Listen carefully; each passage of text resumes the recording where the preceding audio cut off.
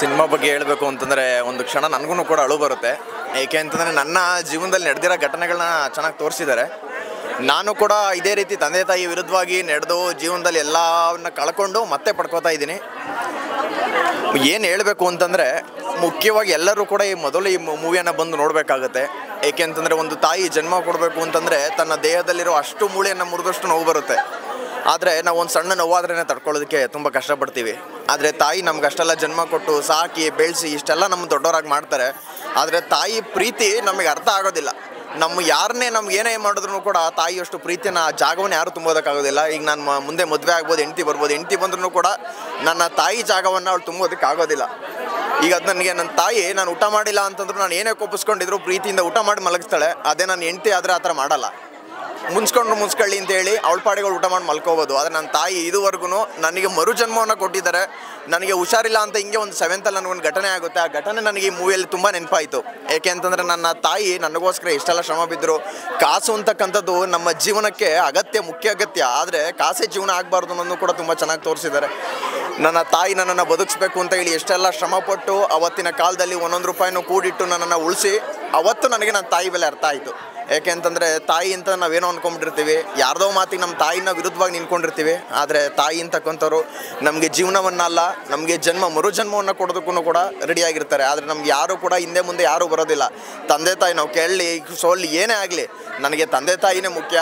ತಂದೆ ತಾಯಿನೇ ನನಗೆ ಜೀವನ ಅಂತ ಬದುಕ್ತವನು ಯಾವತ್ತು ಇದುವರೆಗೂ ಹಾಳಾಗಿಲ್ಲ, ಹಾಳಾಗೋದು ಇಲ್ಲ.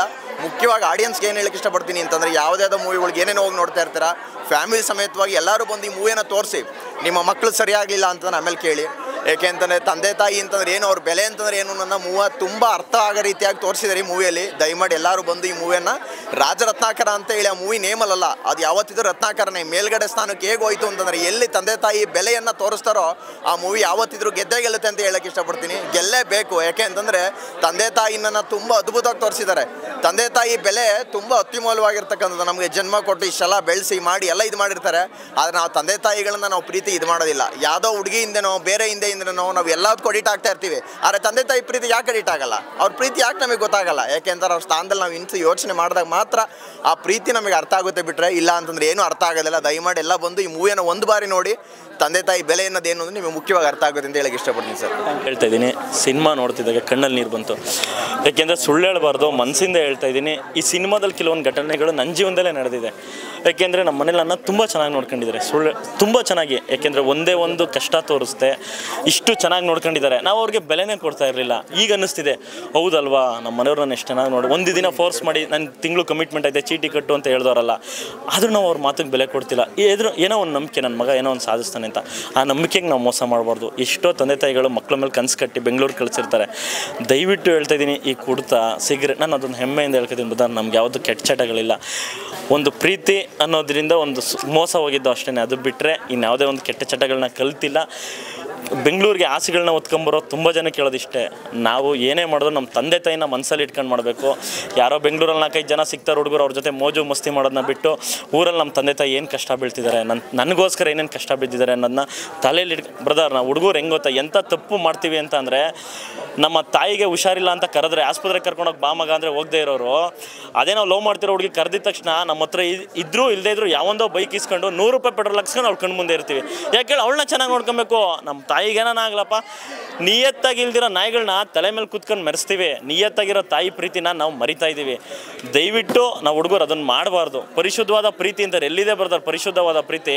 ಪರ್ಸಲ್ಲಿ ದುಡ್ಡಿದ್ರೆ ಪರಿಶುದ್ಧವಾದ ಪ್ರೀತಿ, ಮನೆ ತುಂಬ ಆಸ್ತಿ ಇದ್ದರೆ ಮದುವೆ, ಬೆಂಗಳೂರಲ್ಲಿ 4-5 ಸೈಟ್ ಇದ್ದರೆ ಮಾತ್ರನೇ ಎಲ್ಲ ಹುಡುಗಿರು ಮದುವೆ ಆಗೋದು. ದಯವಿಟ್ಟು ಹೇಳ್ತಾ ಇದ್ದೀನಿ, ಒಂದು ಒಳ್ಳೆ ಸಿನಿಮಾ, ಕನ್ನಡ ಸಿನಿಮಾನ ಬಂದು ನೋಡಿ ಅರಸಿ, ಕನ್ನಡ ಸಿನಿಮಾಗಳನ್ನ ಅರಸಿ ಬೆಳೆಸಿ. ಇಷ್ಟೇ ಬ್ರದರ್ ನಾನು ಹೇಳ್ತಾ ಇರೋದು. ಅದು ಒಂದು ದೊಡ್ಡವರು ಒಂದು ಮಾತು ಹೇಳಿದ್ದಾರೆ, ಎತ್ತೋರ ಮನಸ್ಸನ್ನ ನೋಯಿಸಿ ಗೆದ್ದವರು ಇತಿಹಾಸದಲ್ಲೇ ಇಲ್ವಂತೆ, ಎತ್ತೋರನ್ನ ಪೂಜಿಸಿ ಸೋತಿರೋರು ಚರಿತ್ರೆಯಲ್ಲೇ ಇಲ್ವಂತೆ. ಆ ಥರ ನಾವು ಅಷ್ಟೇ ಎತ್ತೋರನ್ನ ಪ್ರೀತಿಸೋಣ, ಎತ್ತೋರನ್ನ ಪೂಜಿಸೋಣ ಅಂತ ಕೇಳ್ಕೊತೀನಿ. ಒಂದು ಒಳ್ಳೆ ಸಿನಿಮಾ ಬಂದಿದೆ, ನೋಡಿ ಅಷ್ಟೇ. ನೀವು ಕ್ವಶನ್ ಕೇಳಬೇಕು ನೋಡಿ. ಎಸ್ ಎಸ್ ಸರ್, ಈಗ ತಾನೇ ಜನರ ಮಧ್ಯೆ ರಾಜರತ್ನಾಕರ ನೋಡಿದ್ದೀರಾ, ಹೇಗೆ ಅನಿಸ್ತು ಸರ್ ನಿಮಗೆ? ಈಗಿನ ಕಾಲಕ್ಕೆ ತಕ್ಕನ ಹಾಗೆ ಏನು ಸಬ್ಜೆಕ್ಟ್ ಕೊಡಬೇಕು ಡೈರೆಕ್ಟ್ರು ಕೊಟ್ಟಿದ್ದಾರೆ, ನಿರ್ಮಾಪಕರು ನಿರ್ಮಾಣ ಮಾಡಿದ್ದಾರೆ ಸಿನಿಮಾ. ಎಲ್ಲ ಪಾತ್ರಧಾರಿಗಳು ಕೂಡ ಸಮಾಜವನ್ನು ಹೇಗೆ ತಿದ್ದಬಹುದು ಅನ್ನೋ ದೃಷ್ಟಿಯಲ್ಲಿ ನಿಟ್ಟಿನಲ್ಲಿ ಡೈರೆಕ್ಟ್ರ್ ಏನೇನು ಬರೆದಿರ್ತಾರೋ ಹೇಗೆ ಪರ್ಫಾರ್ಮೆನ್ಸ್ ಅವ್ರು ಕೇಳಿರ್ತಾರೋ ಆ ಥರ ನಾವು ಮಾಡಿದ್ದೀವಿ ಅಂತ ನಮ್ಮ ಭಾವನೆ. ಸಿನಿಮಾ ಸಾಧಾರಣ ಪ್ರತಿಯೊಬ್ಬರ ಮನೆಯಲ್ಲೂ ಈ ಥರ ವಾತಾವರಣಗಳು ಇರಬಹುದು, ಕಣ್ಣಿಗೆ ಕಾಣ್ಬೋದು ಅಥವಾ ಕಾಣದೇ ಇರ್ಬೋದು. ಬಟ್ ಇಂಥ ಘಟನೆಗಳು ಇದ್ದೇ ಇರುತ್ತೆ, ಇಂಥ ಮಕ್ಕಳು ಇರ್ತಾರೆ.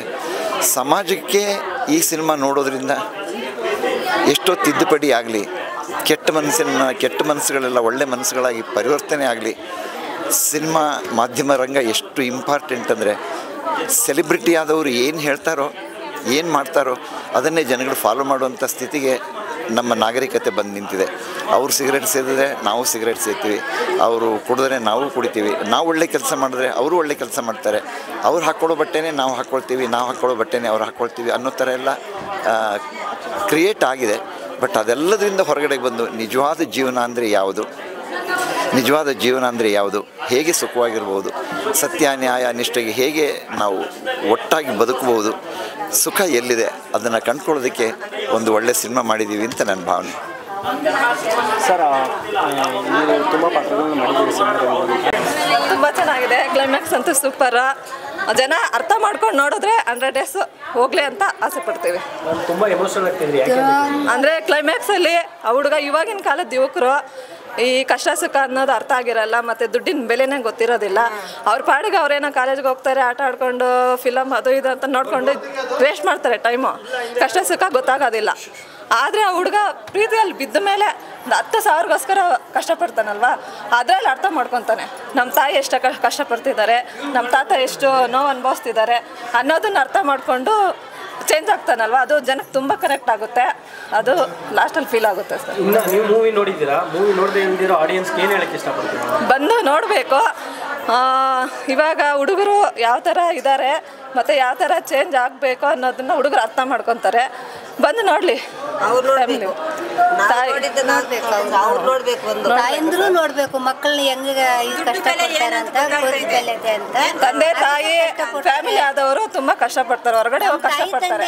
ಆದ್ರೆ ಈ ಹುಡುಗರಿಗೆ ಹೋದ ಮಕ್ಳಿಗೆ ಏನು ಅರ್ಥ ಆಗೋದಿಲ್ಲ. ಹಾಗಾಗಿ ಅವರು ಕಷ್ಟಪಡೋದನ್ನ ಅರ್ಥ ಮಾಡ್ಕೋಬೇಕು ಮಕ್ಕಳು. ಅದನ್ನ ಅರ್ಥ ಆಗೋ ಥರ ಲಾಸ್ಟಲ್ಲಿ ತಿಳಿಸ್ಕೊಟ್ಟಿದ್ದಾರೆ ಕ್ಲೈಮ್ಯಾಕ್ಸಲ್ಲಿ. ಅರ್ಥ ಮಾಡ್ಕೊಂಡು ನೋಡಿದ್ರೆ ತುಂಬ ಚೆನ್ನಾಗಿದೆ. ಸಕ್ಸಸ್ ಆಗಲಿ ಮೂವಿ.